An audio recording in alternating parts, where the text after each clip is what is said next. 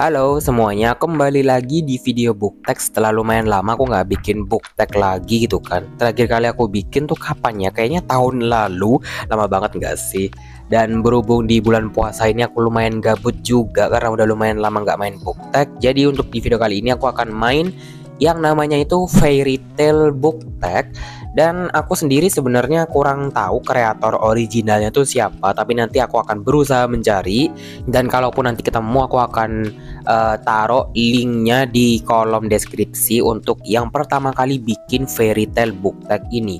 Sebenarnya untuk Fairy Tail book tag ini itu digabung dengan book tag yang lain yang namanya itu Fairy Tail Retelling book tag. Cuman kayaknya nanti videonya akan terlalu panjang, jadi aku pisah aja. So yap, untuk book tag yang kali ini tuh akan ada 10 pertanyaan, 11 sorry. Jadi tanpa berlama-lama lagi langsung aja kita mulai ke pertanyaan yang nomor 1. Oke, disclaimer sebentar sebelum aku mulai ke menjawab pertanyaannya nomor 1. Di sini aku sebenarnya kurang tahu sih apakah book tag ini tuh harus dijawab dengan buku-buku dengan tema atau buku-buku retelling atau buku-buku fairy tale gitulah. Cuman di sini aku akan berusaha menjawab dengan buku-buku yang ada di ruang lingkup fantasi dan sci-fi kali lah ya kalau bisa aku bilang. Meskipun agak nyampur-nyampur. Tapi ya nggak apa-apa deh, langsung aja kita mulai. Untuk pertanyaan yang pertama yaitu Rapunzel, long book you gave 5 stars over 450 pages. Ini jelas banget yaitu Dunia Sophie karyanya Jostein Gaarder. Meskipun nggak yang fantasi banget, cuman kan memang ini ruang lingkupnya fiksi gitu ya. Emang ini membawakan hal yang baru, banyak banget hal-hal yang aku pelajari dari novel ini atau buku ini. Meskipun ini tuh tebelnya luar biasa, sekitar 800 sekian halaman, dan aku menyelesaikan untuk buku ini tuh berapa minggu ya? 2 minggu kalau aku nggak salah. Ya intinya ya buku ini emang bener-bener wow itu deh pokoknya. Dan ternyata aku ngerti sekarang kenapa kalau buku ini tuh memang nge-hype pada masanya. Dan aku nggak tahu sih ya, memang ada beberapa orang yang bilang kalau jangan baca buku ini kalau kamu tidak beriman. Aku nggak ngerti sampai sekarang narasi kayak gitu tuh kayak gimana. Cuman setelah aku baca memang buku ini tuh nggak bisa ditelan mentah-mentah gitu aja. Jadi memang harus ada apa ya, tafsiran lebih lanjut lah ibaratnya.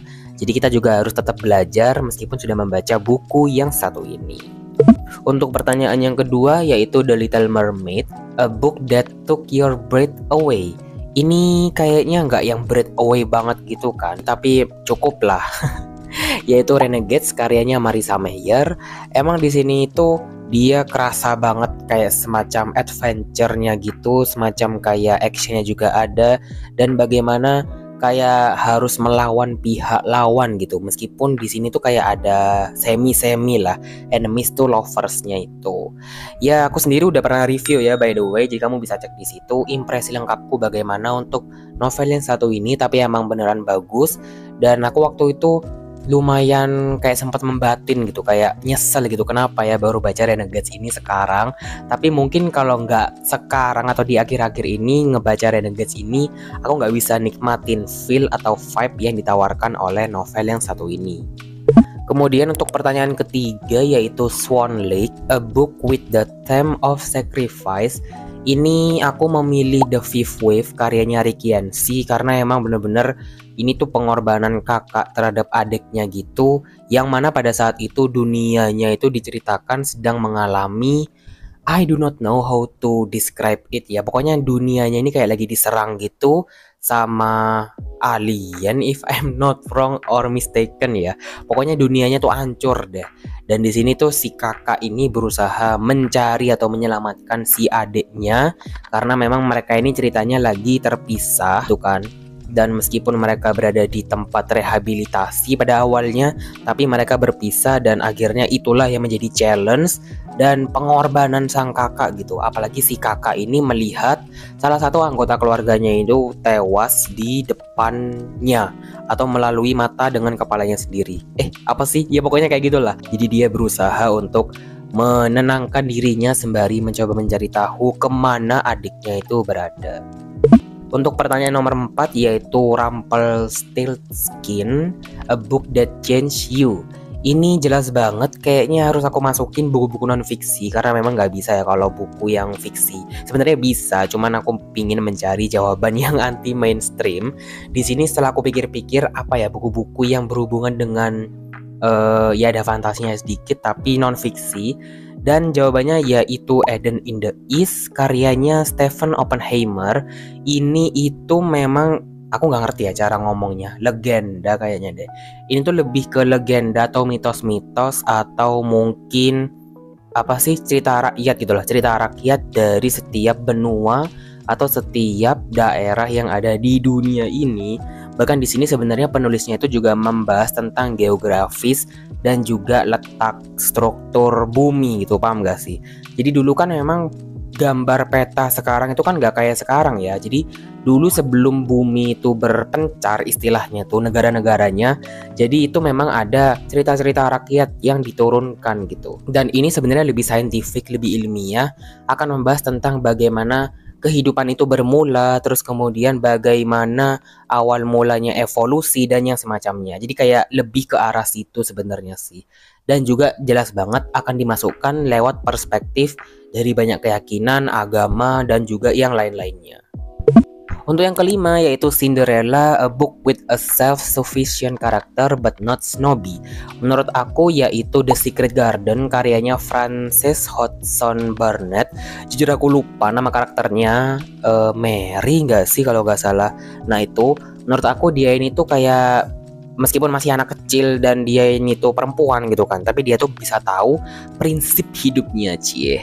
Pokoknya dia itu waktu itu aku ingat banget bagaimana orang-orang sekitarnya itu memandang dirinya rendah karena dia ini tuh kayak dianggap apa ya? Dianggap tanda kutip berbeda lah ya. Jadi makanya banyak orang-orang yang menganggap dirinya itu rendah atau berbeda, cuman dia itu kayak do not care. Dia pengen benar-benar mengeksplor dirinya sendiri, bahkan dia itu benar-benar passionate banget dengan kebun yang ada di rumah yang sekarang dia tinggali. Itu menurut aku keren banget yang harus kita contoh dari anak kecil. Kemudian ada The 12 Dancing Princesses, a King Series Your Love, or a book with lots of characters. Ini aku akan memilih Falcon Queen and the Black karyanya Jennifer Finney Boylan. Ini emang banyak banget karakternya, apalagi ini mencakup di lingkungan sekolah atau akademi gitu. Aku juga udah pernah mereview buku ini. Udah lama banget sih sebenarnya reviewnya, cuman mungkin kalian bisa cek di situ untuk mengetahui bagaimana impresiku terhadap buku yang satu ini. Selanjutnya di sini tuh ada Sleeping Beauty, a book with a slow plot. Di sini bisa aku bilang yaitu Carve the Mark karyanya Veronica Roth. Ini aku ingat banget bacanya aja butuh waktu 1 bulan.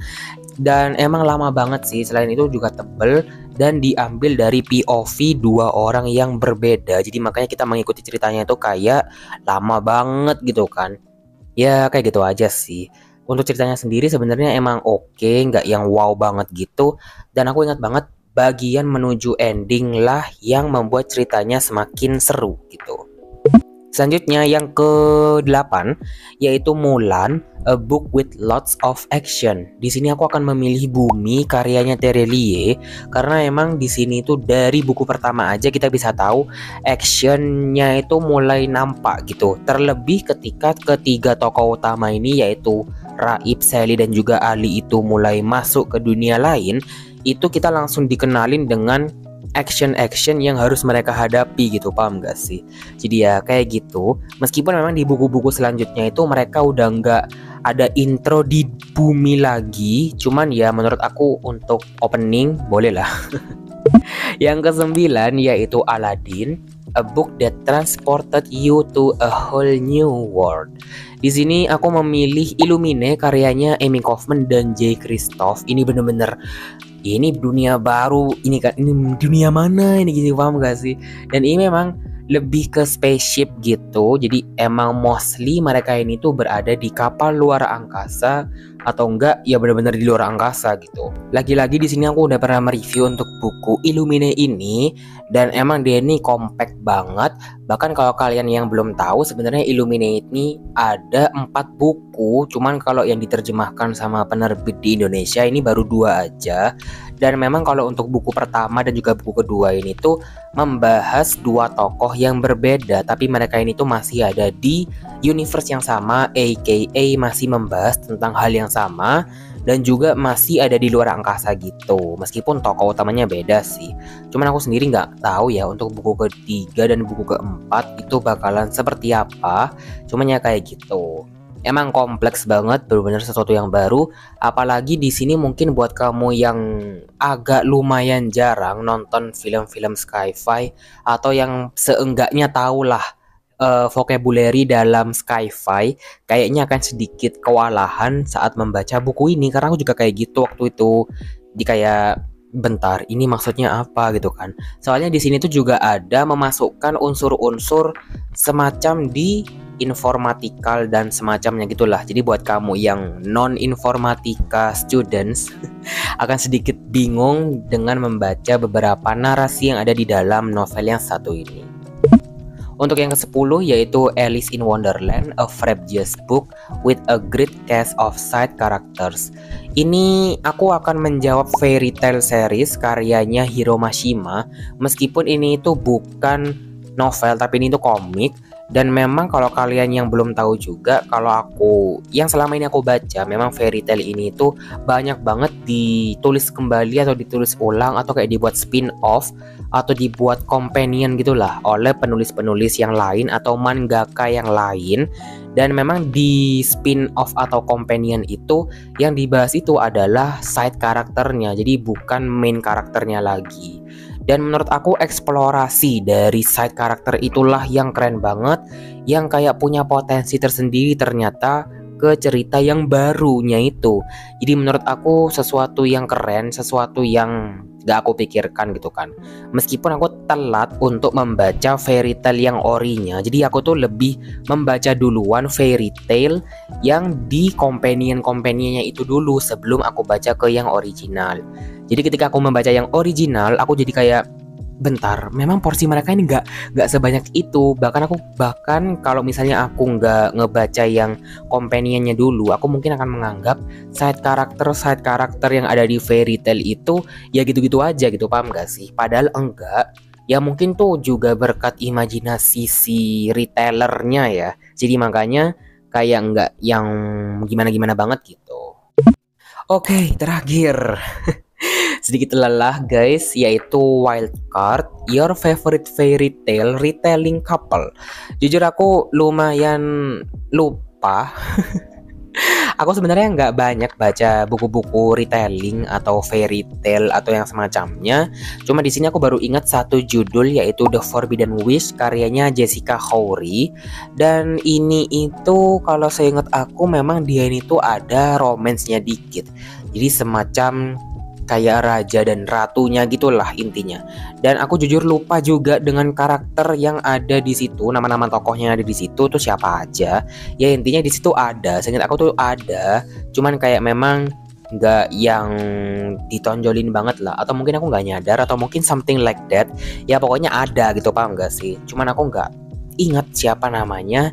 Cuman memang kalau disuruh memilih dari semua judul yang pernah aku baca, kayaknya aku akan memilih The Forbidden Wish ini, selain karena memang dia retelling, ya biar mengisi pertanyaan ini aja sih. Oke, itu tadi adalah 11 pertanyaan yang ada di dalam book tag ini. Ternyata lumayan panjang juga ya videonya, karena aku tadi mikir kayak cuman ya paling 10 menit selesai, tapi ternyata tidak. Jadi ya udah deh. Oke, begitu aja untuk jawaban aku di book tag kali ini. Mungkin kamu punya jawaban yang serupa atau jawaban yang lain, bisa tulis di kolom komentar di bawah. Dan mungkin nanti next time aku akan membuat si book tag yang selanjutnya itu ya, book tag pasangannya ini, book tag pendampingnya. Karena kalau aku lihat di video-video orang lain, mereka menjawabnya dalam satu video gitu. Jadi ada 2 book tag dalam satu video. Cuman kalau aku kayaknya nggak mau deh, karena ini aja udah lumayan capek. Jadi ya kita akan ketemu lagi di video-video yang selanjutnya. Dadah.